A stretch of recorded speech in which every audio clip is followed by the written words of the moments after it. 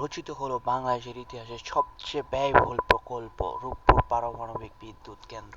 রাশিয়ার সহযোগিতায় প্রায় 10 বছর ধরে নির্মাণ চলার পর রূপপুর পারমাণবিক বিদ্যুৎ কেন্দ্র প্রথম ইউনিটের সম্প্রতি পারমাণবিক জ্বালানি ফুয়েল লোডিং প্রবেশ করানো হয়েছে।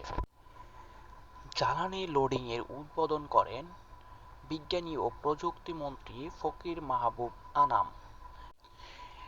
তিনি বলেন, জ্বালানি লোডিংয়ের মাধ্যমে বাংলাদেশ ইতিহাসের অংশ হয়ে গেল। প্রতিটি ইউনিটে উৎপাদন ক্ষমতা 1200 মেগাওয়াট, অর্থাৎ দুইটি ইউনিটে 2400 মেগাওয়াট বিদ্যুৎ উৎপাদন করা সম্ভব। জ্বালানি লোডিংয়ের মাধ্যমে কেবল পরীক্ষামূলক উৎপাদনের প্রথম ধাপ শুরু হয়েছে। এ পর্যায়ে পারমাণবিক বিদ্যুতের নিরাপত্তা, গ্রিড সক্ষমতা এবং আন্তর্জাতিক মানদণ্ড যাচাই করা হবে।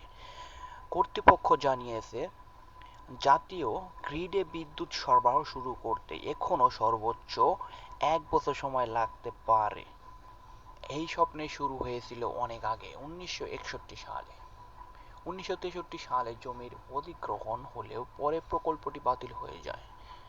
স্বাধীনতার পর আবার নতুন করে উদ্যোগ নেওয়া হয়। অবশেষে 2011 সালে রাশিয়ার সঙ্গে সহযোগিতার চুক্তি হয়। 2015 সালে নির্মাণ কাজের চুক্তি স্বাক্ষরিত হয় এবং 2023 সালে কাজ শেষ হয়। দীর্ঘ প্রতীক্ষার পর 2026 সালে এসে বাংলাদেশ সত্যি পারমাণবিক যুগে প্রবেশ করল।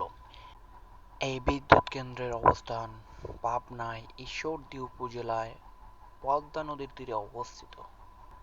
আমাদের এই বিদ্যুৎ কেন্দ্রটি সম্পূর্ণরূপে বিদ্যুৎ উৎপন্ন শুরু হলে আমাদের দেশের লোডশেডিং অনেকটাই কমে যাবে এবং পর্যাপ্ত পরিমাণে বিদ্যুৎ পাব আশা করি।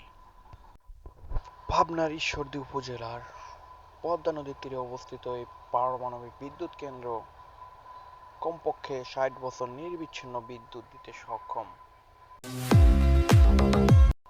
এতক্ষণ ছিলাম আমি হারুনুর রশিদ, জানো নিউজ।